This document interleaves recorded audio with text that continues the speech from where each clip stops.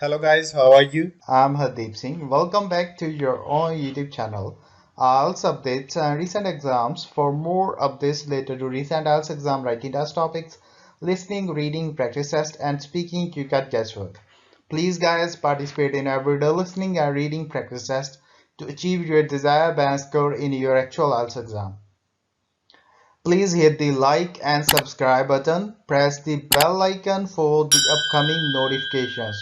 Don't forget like, subscribe and share my YouTube channel and my Facebook page, IELTS updates and recent exams. Part 1. You will hear a conversation between Peter and Jim talking about some details for their shared accommodation. First, you have some time to look at questions 1 to 4.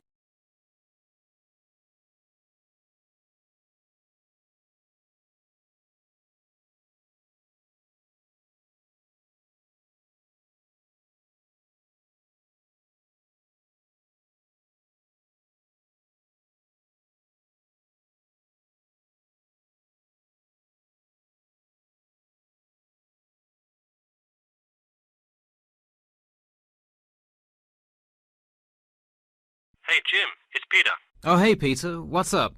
I thought I'd call so we could hammer out the details for next year's lease. That's a good idea.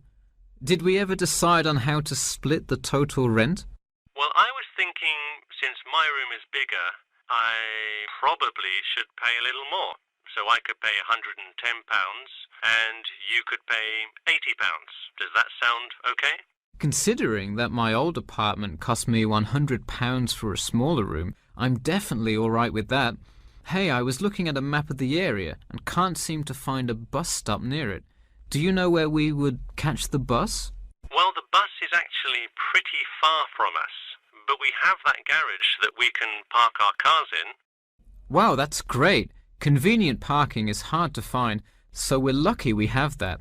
Okay, so we have a whole lot of things we'll need to buy when we move in. How do you want to split that up? I was wondering, do you still work at the supermarket? Yep, every Tuesday and Saturday. Would you be able to buy things from there if I sent you a shopping list? Sure, I can do that. Great. Then I can take care of whatever else we need that you wouldn't get at a supermarket. If you want, I'll pick you up from work that day and we can go to the apartment together. Oh, that would be great, thanks. No problem. That way we can split the cost of petrol. Works for me. It's so expensive these days, isn't it? It's downright obscene. Before you hear the rest of the conversation, you have some time to look at questions 5 to 10.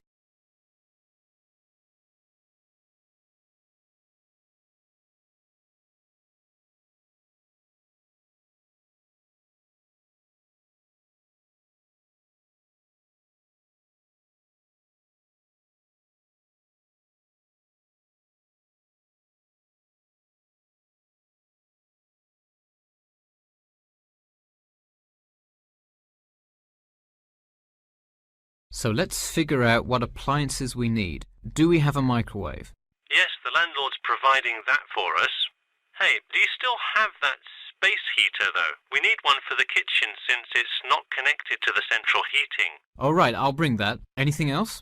Well, I have some dining room and living room furniture I can bring, so that should take care of most of the big stuff. You know what we do need, though? Could you bring a toaster? I actually don't have one. It doesn't come with the microwave. No, the landlord is only supplying the microwave. It would really help if you could bring one. Okay, I'll pick one up at the store. You know, I also have this cool antique rotary phone that would be a cool addition to the apartment, sort of as decoration and utility. Oh, cool. The only thing is, we'd have to put it in the kitchen unless you want it in your room. Why not put it in the living room? The living room's too loud to have a phone conversation. The noise sort of carries. So if one person is trying to watch TV or have friends over, the person on the phone won't be able to hear. Okay, well I guess kitchen it is then. Any other big things we need? That seems like everything. That's all I can think of. And of course, move-in is... June the 1st. I can't wait. We'll be able to watch the big game in our new apartment. It's going to be awesome. Yeah, we can move in the morning, and then Friday night we can sit back and cheer on Liverpool. I have an exam in the morning, but we'll be done around 11 a.m. and can move in after. Wait, Liverpool? You're joking, right? I thought you were a Manchester United fan. Man U? No way. Liverpool all the way. Oh no, I don't know if I can live with a Liverpool fan. That is the end of part 1. You now have half a minute to check your answers.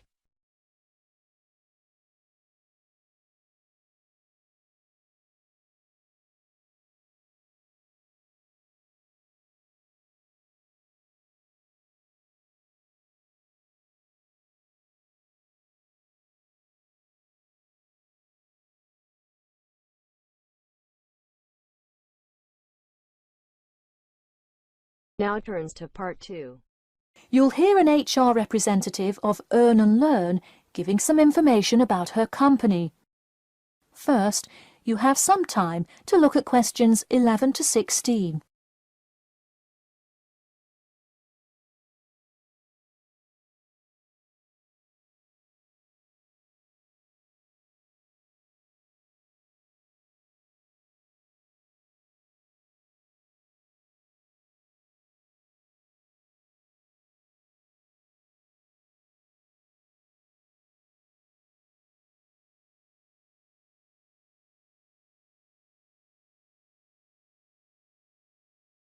Welcome to all of you. Can everybody see and hear me? Good. I'm Sarah Connor, an HR representative of Earn and Learn. I have been asked today to talk to you about our company. So, for those of you who don't know very much about the company, let me start by giving you some basic information about it. Earn and Learn started nearly 20 years ago. It is not a charity but a for-profit company that enables promising entrepreneurs to make money while travelling. During the past 10 years, it has grown rapidly and has gained great influence in most countries of the world. We have a partnership with the school and take a large number of recent graduates from the business school. So if you are a recent graduate, I'd say you can consider applying to our company. Before your application, you might be curious about what sort of places you could go to. There are 4 main locations, but you also have the freedom to submit a different location, and if they can make the necessary arrangements, you can go. The first country Earn and Learn established locations was the US, where you may choose from multiple locations, as long as you can commit to their more rigid schedule of August to December. Also, you could do the Australia internship. That one is really cool. You work at a wildlife shelter and learn about the business practices of non-profit organisations. You do have to be willing to commit 8 months for that one though. Perhaps that's a long time to be so far away, but I would say it is really an amazing opportunity. I don't know whether some of you are in decent physical shape. If so, the South Africa internship is another exciting one. You learn a lot about sustainable farming, but you would be doing some of the manual labour involved in maintaining a farm. Indeed, it's hard work, but I think you would definitely be able to do it. It may be wise to wait until after their summer is over, so it's not so terribly hot. In addition, there is a most recently established location in India. This one gives you more of a study abroad feel, given that they arrange a host family for you to stay with. In the other locations, you live in an apartment with other interns, so this is definitely a unique experience. Before you hear the rest of the talk, you have some time to look at questions 17 to 20.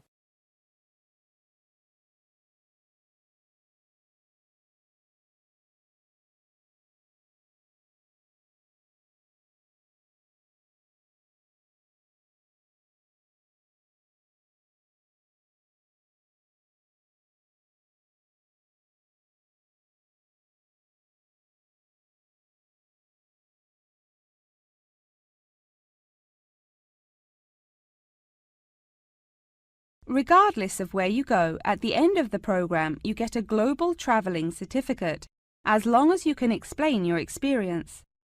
You can provide a written log of what you did. I recommend writing journal or blog entries about what you do every day, or a weekly summary of each day. Of course, you don't have to write up a formal report or anything like that, and you need to apply for it once you have returned. Some students may want to know whether this is a paid internship. Actually, you have to pay for the flight there yourself. But you have the opportunity to create your own small business, which could earn you money if it's successful. So basically, you pay for it all up front, but when you're there, you can find ways to make money. That is to say, you pay for 2/3 of the cost up front as a deposit, and then give the final installment 1 month prior to your return. Finally, I have to remind you that you need a health check before you go, to make sure you're not going to spread any communicable diseases. In addition, before you go, you don't have to attend any meetings or workshops. You'll meet everyone you'll be working with once you get there. Okay, well, that's all I've time for today. Thanks for listening, and I'm happy to take any questions if you have them. That is the end of part 2. You now have half a minute to check your answers.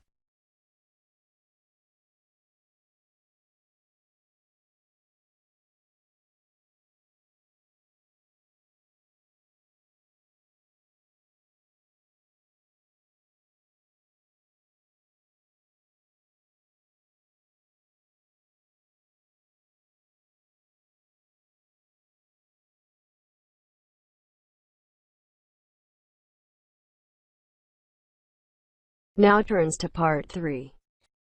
You will hear a student Eric talking to his lecturer, Mrs. Harris, about some study difficulties. First, you have some time to look at questions 21 to 25.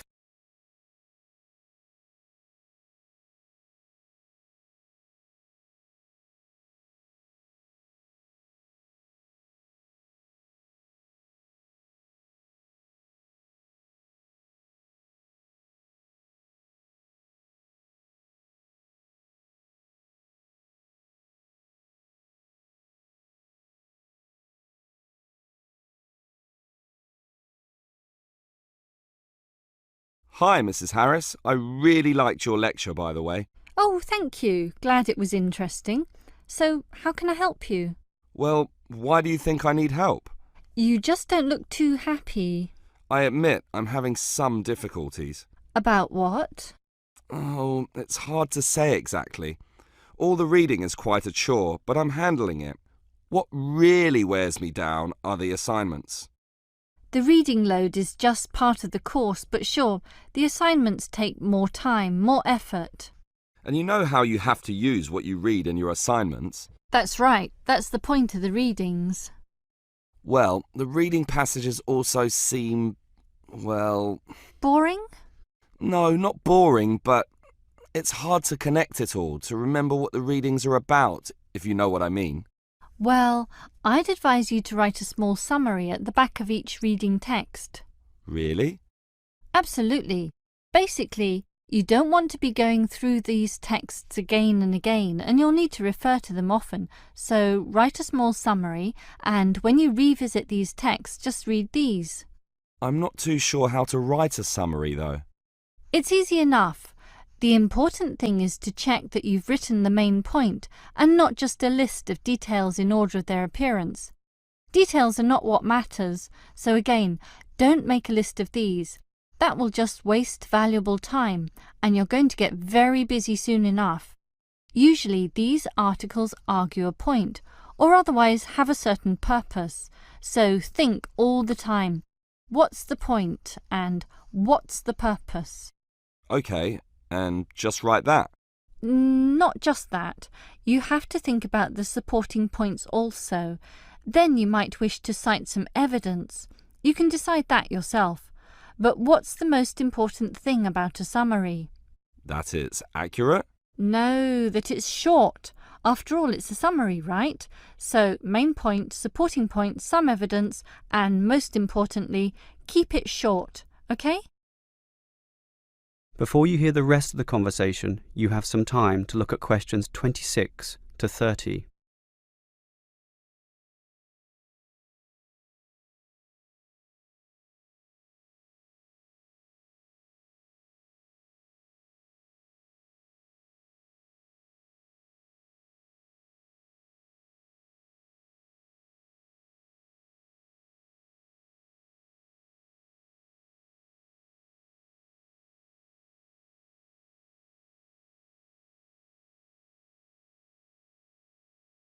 Well, those points about writing summaries sound useful, but what about the actual formatting of the summary, on paper I mean? Are there any other points I should know about? Yes, there's a lot actually. It's very important to... Write clearly? Write the author's name. But the author's name is in the text anyway. But it must also be in your summary. And you must always lead with this. For example, Peter Brown argues that, and so on. So the author's name is Peter Brown? Yes, and the actual summary continues from there. And here's another good hint. Always write the citation details at the top using bullet points. This makes these details clearer and easier to see, and immediately means you're not plagiarizing the text. You are acknowledging the source, which is academic and required. This also allows you to quickly write these details down later if you paraphrase or quote from either the summary or the original text. What details go in the citation? The year of publication is obviously important, but here's another tip. Make sure whatever you're reading is not more than 10 years old.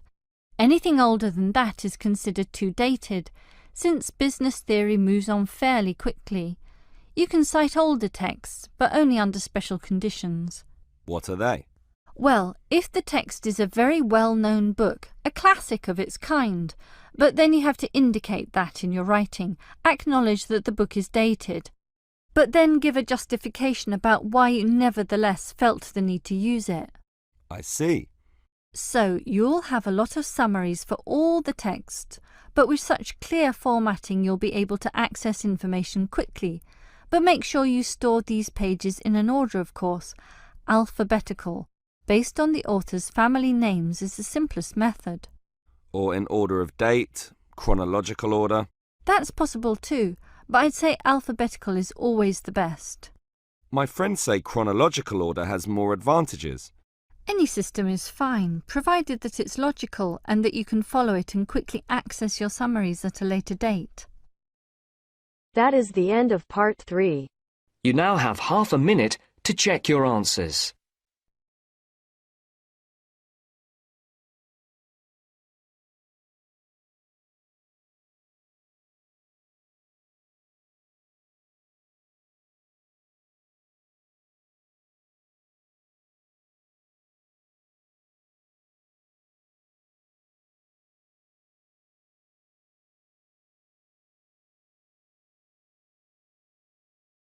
Now turns to part 4.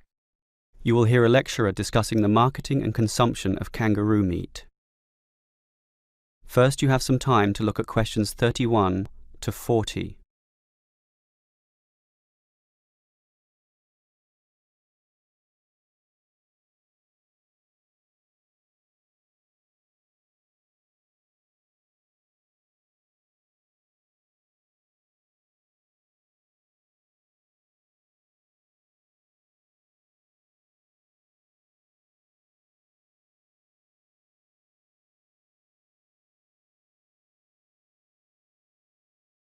When one thinks of Australia, one of the first images that comes to mind is of the kangaroo. This native marsupial is cute, unusual, and with the baby kangaroo, known as a joey, safely in its mother's pouch, it presents an enduring image often seen on Australian postcards and posters.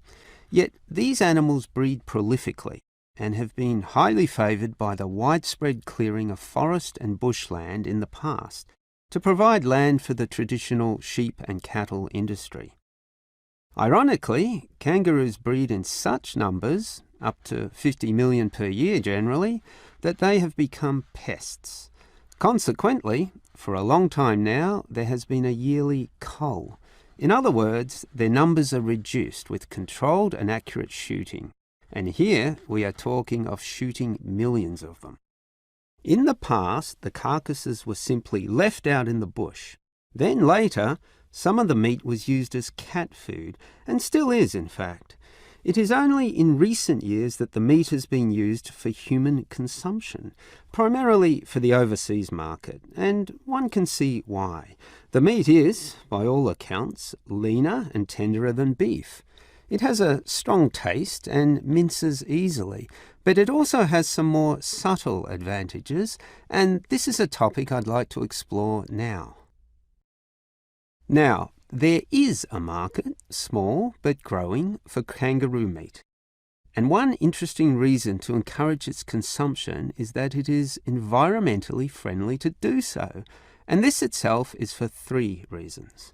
1, the traditional cattle and sheep, which mostly fill the rural pastures of Australia, are introduced species and somewhat destructive to the environment. After all, they weren't meant to be there in the first place. Their eating habits destroy the root systems of grass, their hard hooves tear open the ground, and their droppings are heavy and smothering to new growth. Kangaroos, in contrast, have all the opposite traits. They are a native animal existing in harmony with the natural environment there, so replacing cattle with kangaroos makes good sense.